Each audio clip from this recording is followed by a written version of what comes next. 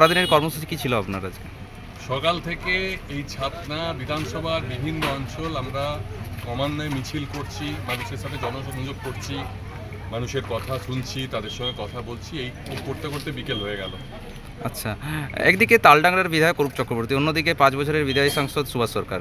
লড়াইটা কতটা কঠিন কি মনে করছেন? দেখুন, বামপন্থীদের লড়াইটা কঠিন ততক্ষণই যতক্ষণ না পর্যন্ত মানুষ ভালো থাকে। মানুষ ভালো থাকলে আমাদের লড়াই অনেক সহজ হয়ে যায়। আপনি যাদের কথা বললেন ব্যক্তিগতভাবে তাদের সম্বন্ধে আমার কিছু বলার নেই, কিন্তু তাদের নীতির বিরুদ্ধে আমাদের লড়াই, আর তাদের নীতিগুলো মানুষকে খারাপ রাখার নীতি। তাই তাদের বিরুদ্ধে লড়াই আমাদের প্রাণপণ করতে হবে। এবং আমার আশা যে এবারে এখানের মানুষজন তারা বুঝতে পেরেছেন যে গত 5 বছর বা 10 বছরে যারা তাদের উন্নয়ন করার দায়িত্ব ছিলেন তারা কিছুই করেনি। সেই কারণে সারাও প্রবল পাচ্ছি এবং খুব ভালোভাবেই আমরা নির্বাচনী প্রচার করছি। প্রধান প্রতিপক্ষ কাকে ভাবছেন? প্রধান প্রতিপক্ষ এই দুটো দল তো এক, এবং প্রতিপক্ষ এই দুটো দলের মিলিত শক্তিটাকে।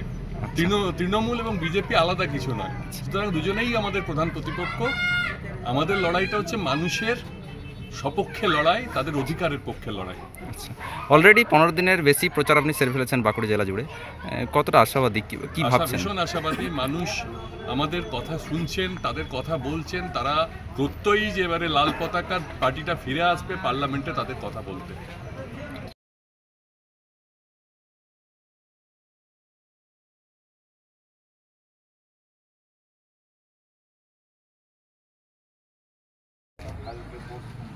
আজকে অবধি চলছে। এবার এই করলে এটা করলে কি